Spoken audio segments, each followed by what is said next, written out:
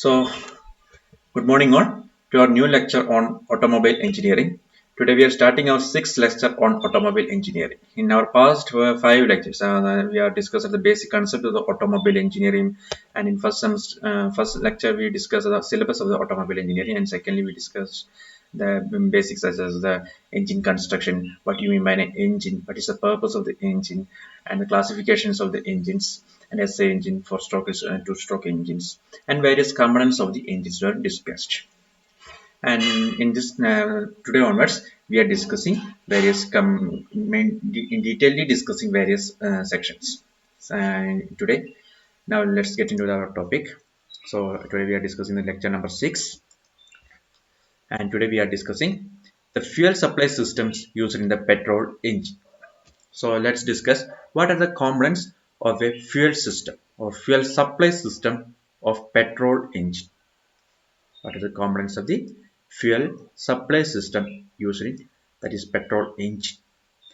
So the basic fuel supply system in the petrol engine consists of the following parts. First one is fuel tank, then fuel lines, fuel pump, fuel filters, air cleaners, carburetor, and intake manifold.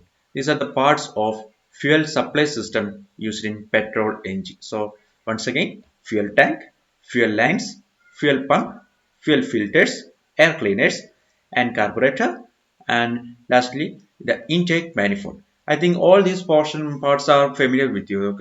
Fuel tank, carburetors, everything. But for the sake of this our lecture, and I would like to discuss these things again, just to give you a small introduction what these parts are used for and what the performance, how the systems perform. Okay, so let's discuss. First of all, let's discuss each section separately. First of all, the fuel tank. So I think all of you know what is the purpose of a tank. So here we are seeing a fuel tank. As the name suggests, it is used to store the fuel. Okay.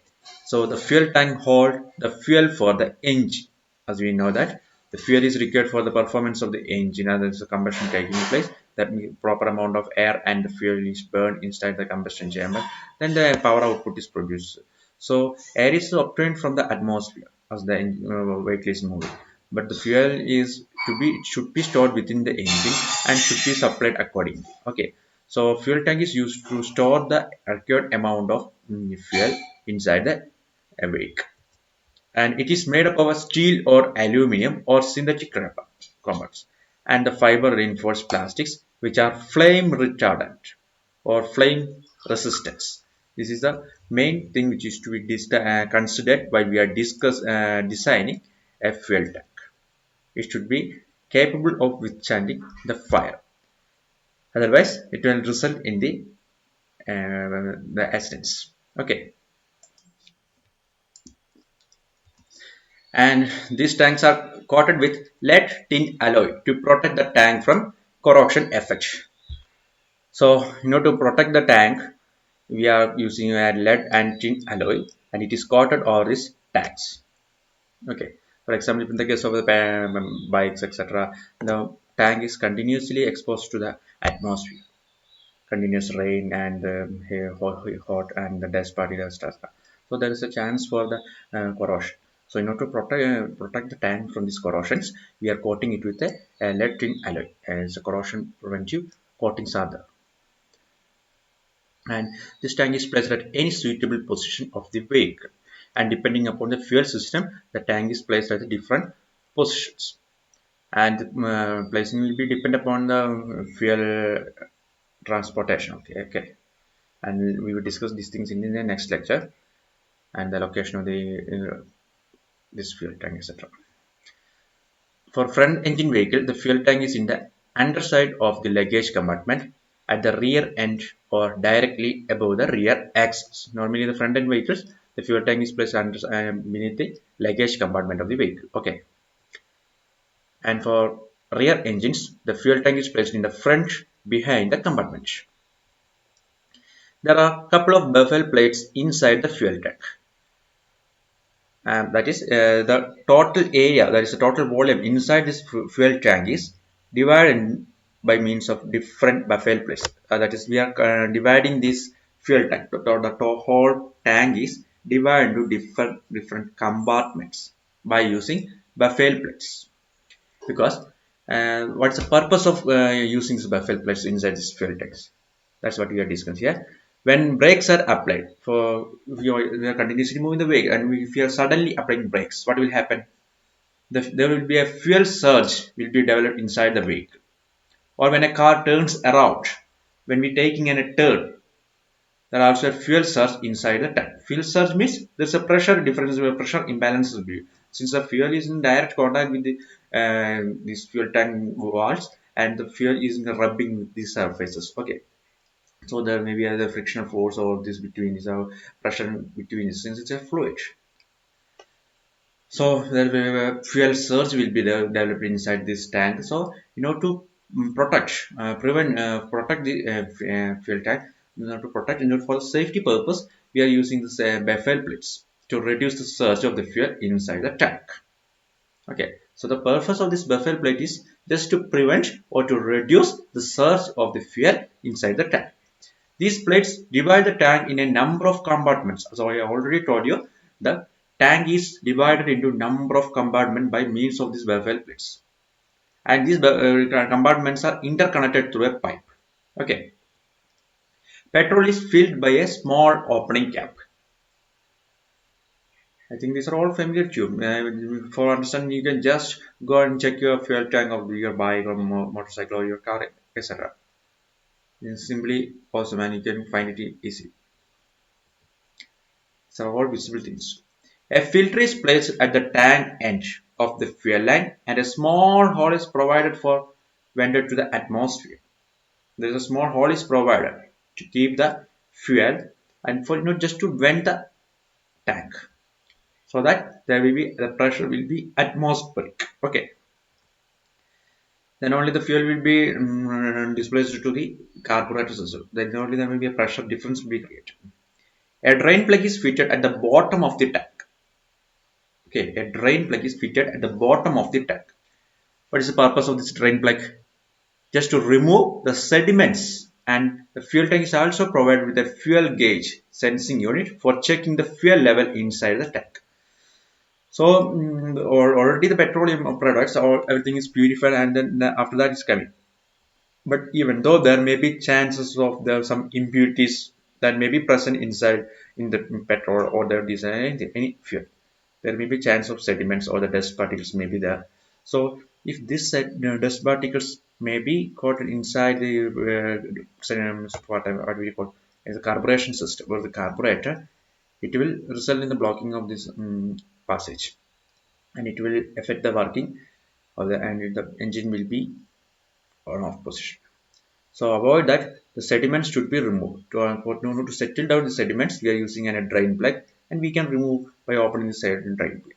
And also there is a fuel gauge sensors units also used to the level sensors to check the level inside the tank. Then only we can understand whether our fuel level is full, whether the tank is full or not, what is the fuel level at present.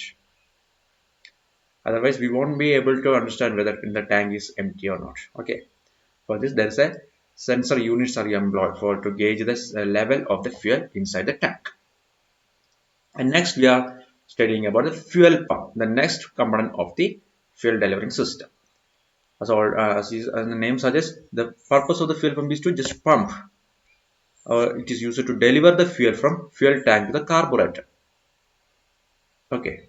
In some cases, the fuel is delivered to the from fuel tank to the carburetor by means of the gravity effect, and in some cases, normally nowadays we are using the fuel pump is used to deliver the fuel from the fuel tank to the carburetor. And the fuel lines are there. These are the tubes which are used for connect the fuel tank with pump and pump to the carburetor. Okay, these are just pipings or the lines which are used to connect fuel tank to the pump and pump to the carburetor. Generally, these tubes are made up of copper or steel. The material of construction of these fuel lines are of copper or steel. The two joints of the tubes are made flexible because of the flexible joints help the fuel tank to move back and front with the body. And also pump is moves according to the body. This joint prevents the loosening of the fuel line by front-back movement of the body. And next one is air cleaner, or you can say it's an air filter. I think you are familiar with this. Maybe you may replace this air cleaner or air filter of your motorcycle or your automobile. It's simply easy. So what is the purpose of the air cleaner? What is the requirement of this air cleaner? Why should we using this air cleaner in our vehicle? This is very necessary for an engine to get fresh air. As we know that we are using a charge, that is the mixture of air and fuel, for the combustion to be take place inside the engine. So there will require a required amount of the fuel, and the same amount of a particular amount of air is to be required. And same like the fuel, the air should also be very clean. It should be free from the impurities or dust particles, etc. Because if the air is polluted, if it contains dust particles or impurities, it will cause several damages to the engine chambers, particularly piston chamber, piston ring, valves, etc. These are all costly items. Okay, it is very difficult to replace this piston chamber, piston ring, and valves, etc. because the cost is very high. So it is better to use an air cleaner or air filter. It is comparatively less costly. Okay, and if the polluted air enters the crankcase where we storing engine oil, that can be damaged the lubrication parts like bearings. Okay, so in crankcase we know that we are using the lubrication oil, or the engine oil is used, which is used to for the lubrication purpose and also for cooling. So if the dust particles are entered into the engine directly, it will damage these parts also. So the bearings will be damaged. Okay, so in order to prevent these things, we are using air filters, and this engine cooling system and engine lubrication systems will be studied in the upcoming lectures. Therefore, we need to install an air filter which purifies the air before entering the engine cylinder. So the purpose of the air filter is to purify the air or to clean the air before the air is get into the cylinder, engine cylinder, or get into the carburetor where the air and the fuel is get mixed. So this air cleaner is used in almost all types of SI and CI, everything. Okay. This can also act as a silencer for the carburation system, and again also a flame arrestor when the engine has backfired. It's a point to be noted. The air filter will clean regularly. If you don't clean, it can cause much fuel consumption and reduce the engine efficiency. So the periodically you should replace the air filters. The periodic replacement of the air filter is essential for the better performance and effective engine efficiency. Otherwise, it will reduce the engine efficiency and it will cause more fuel to be consumed. Okay, so to get a better fuel efficiency and for the engine efficiency, you should use or you should replace or you should clean the air filters at the regular intervals. And next, we are discuss fuel filters. Last we discussed air filters. Similarly, we have to clean the fuel filters. Sorry, we have to use the fuel filters also. A fuel filter is necessary for a vehicle to clean the fuel. As I already told you, there may be some sediments or the impurities may be present in the fuel. So we have to clean these fuels. Otherwise, what will happen? Along with the fuel, these sediments or the impurities will reach the carburetor. And we know that carburetor is a very complex system, and inside this carburetor it may create some blockages inside the carburetor system in the lines, so it will affect the engine performance. So the engine may work, the shortage of the fuel may not be get into the system, and so on. Okay, so we have to use better fuel filters.